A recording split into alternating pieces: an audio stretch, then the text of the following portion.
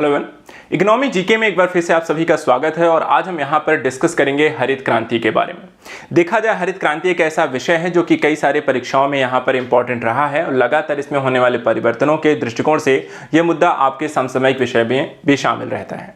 तो यहाँ पे देखा जाए, समसामयिक संदर्भ में या सामान्य अध्ययन के संदर्भ में या अर्थव्यवस्था के संदर्भ में हरित क्रांति क्या है, इसकी शुरुआत कैसे हुई, इसका प्रभाव क्या पड़ा, इसकी ये किस तरीके से आर्थिक विकास में इसने किस तरीके से भूमिका निभाई, और साथ ही साथ इसके कुछ यहाँ पर फैक्चुअल डेटा को। सबसे पहले देखिए, यहाँ पे भारत में जो हरित क्रांति की स्थिति थी वो क्यों यहाँ पे प्रारंभ की गई, इस घटनाक्रम को थोड़ा सा समझते हैं, इसके ऐतिहासिक पृष्ठभूमि को थोड़ा सा समझ लीजिए। देखा जाए, स्वतंत्रता प्राप्ति के पश्चात भारत में जो है आर्थिक स्थिति अच्छी नहीं थी। लोगों के पास यहाँ पर इन्वेस्ट करने के लिए, कह सकते हैं खर्च करने के लिए पैसे नहीं थे। एग्रीकल्चर सेक्टर में देखा जाए तो उत्पादन बहुत नहीं था। उद्योग स्तर यहाँ पर आपको ज़्यादा विकसित नहीं था। लोगों के पास खाने पीने तक की यहाँ पर आपको समस्या थी, जो कि घटनाक्रम यहाँ पे देख सकते हैं कि भारत में खाद्यान्न कृषि उत्पाद की यहाँ पे भारी कमी थी। 1947 से पहले यहाँ पर देखा जाए, स्वतंत्रता मिलने के पश्चात तक की स्थिति को अगर हम देखें तो बंगाल में भीषण अकाल पड़ा, 20 लाख से अधिक लोग यहाँ पर आपको मारे गए। साथ ही भारत का जो मुख्य हमेशा व्यवसाय था उस समय आपको कृषि था, और कृषि जो थी वो औपनिवेशिक शासन के कारण आपको भारत की कमजोर हो चुकी थी। इसी के तहत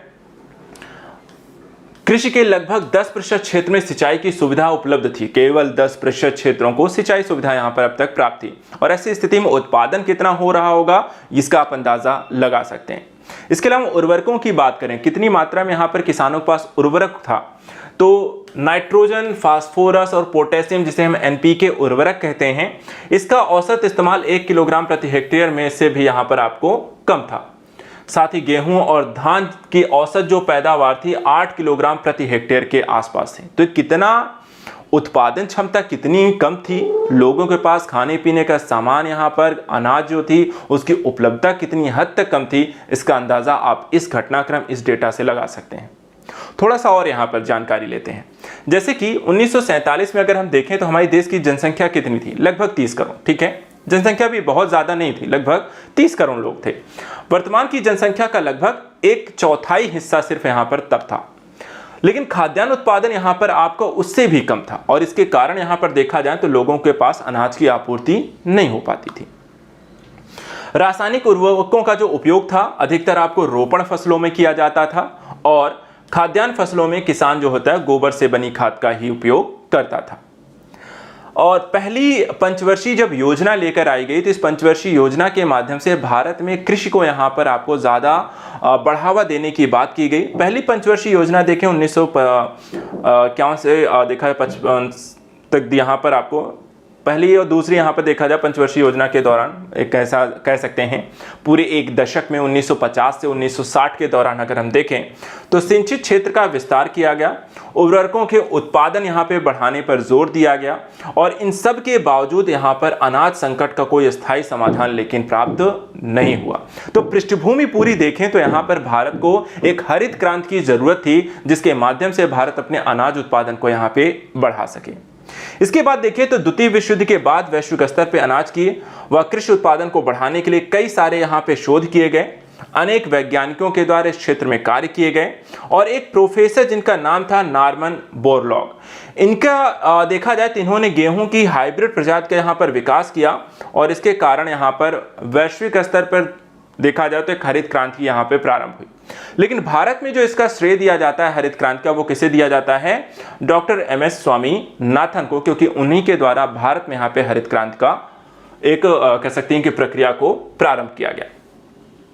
अब देखिए, भारत में हरित क्रांति के दृष्टिकोण से कुछ जो फैक्चुअल डेटा हैं इसमें हम देख लेते हैं कैसे यहाँ पे प्रारंभ हुआ, किन किन फसलों को लेकर के हुआ।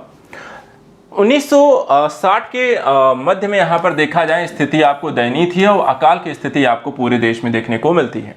और ऐसी ही स्थिति में देखा जाए तो भारत सरकार ने विदेश से यहाँ पे अपने हाइब्रिड बीज को मंगवाया, और उच्च उत्पादकता के कारण इन चीज़ों की उच्च उत्पादकता जो थी, जो किस्म थी जिसे हम कहते हैं हाई एल्डिंग वेराइटीज, अर्थात कम क्षेत्र में यहाँ पे ज़्यादा उत्पादन करने वाले बीज। सर्वप्रथम देखा जाए 1960-63 के दौरान देश में करीब 7 राज्यों के 7 चयनित जिलों में यहाँ पर इन बीजों का प्रयोग किया गया, और गहन कृषि जिला कार्यक्रम भी यहाँ पर आपको देखा जाए तो एक कार्यक्रम यहाँ पे प्रारंभ किया गया, जिसके तहत इन हाइब्रिड बीजों का यहाँ पे इस्तेमाल किया गया। प्रयोग देखा जाए तो आपको काफी हद तक सफल रहा। 1966-67 में देखा जाए तो भारत में हरित क्रांति को यहाँ पे औपचारिक तौर पे अपनाया गया। मुख्य तौर पे हरित क्रांति जो है कृषि उत्पादन को बढ़ाने के लिए लागू की गई एक नीति थी, और इसके तहत अनाज उगाने प्रयुक्त जो पारंपरिक बीजों के स्थान पर हमें यहाँ पे उन्नत किस्म के बीजों का प्रयोग करना इसमें शामिल रहा। पारंपरिक बीजों के स्थान पे हाइब्रिड बीजों के इस्तेमाल के साथ ही साथ यहाँ पे सिंचाई के लिए अधिक पानी, उर्वरक के लिए और कीटनाशक इत्यादि की यहाँ पर आपको आवश्यकता होती थी, और इसकी आपूर्ति हेतु यहाँ पर भारत सरकार के द्वारा कई यहाँ पे सिंचाई परियोजनाओं का भी विस्तार किया गया। इसके साथ साथ उर्वरकों पर यहाँ पे सरकार के द्वारा सब्सिडी देना प्रारंभ किया गया, ताकि ज्यादा से ज्यादा किसानों तक इसको कम मूल्यों पर उपलब्ध कराया जा सके। बात करें कौन कौन सी फसलें यहाँ पर जिनमें हाई यील्डिंग यहाँ पे बीज प्रयोग किए गए, देखा जाए तो हरित क्रांति को गेहूं, चावल, ज्वार, बाजरा और मक्का जैसी फसलों के तौर पर यहाँ पर उपयोग किया गया, और गैर खाद्यान्न फसलों की इसमें यहाँ पर शामिल नहीं किया गया था। केवल खाद्यान्न फसलों में ही यहाँ पर देखा जाए हरित क्रांति को यहाँ पे प्राथमिकता दी गई। परिणाम स्वरूप देखें तो भारत में अनाज उत्पादन में आपको तेजी से वृद्धि हुई, और भारत यहाँ पर धीरे धीरे एक आत्मनिर्भर यहाँ पे खाद्यान्न उत्पादन के देश के तौर पर विकसित होने लगा। अब देखा जाए हरित क्रांति के यहाँ पर आपको आर्थिक प्रभाव यहाँ पे क्या क्या थे उनको देख लीजिए इकोनॉमिकल पर्सपेक्टिव से।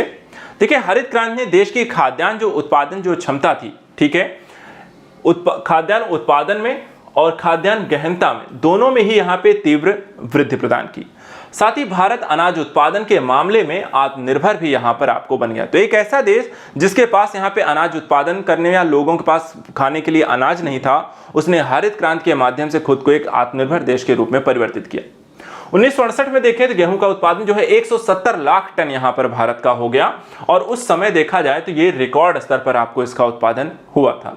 उसके बाद वर्षों में यह उत्पादन लगातार आपको धीरे धीरे बढ़ता ही चला गया। हरित क्रांति के बाद अगर हम देखें कृषि में नवीन मशीन जैसे कि ट्रैक्टर, हार्वेस्टर, ट्यूबवेल, पंप आदि का भी यहाँ पर प्रयोग किया जाने लगा, और इस प्रकार तकनीकी के प्रयोग से कृषि का स्तर बढ़ा। कम समय में श्रम में अधिक उत्पादन यहाँ पर देखा जाए, कम समय और श्रम के कारण आपको ज्यादा यहाँ पर उत्पादन करना संभव हो पाया। कृषि के मशीनीकरण के चलते अगर हम देखें तो कृषि के हेतु यहाँ पे प्रयोग होने वाली मशीनों के अलावा हाइब्रिड बीजों का प्रयोग किया गया।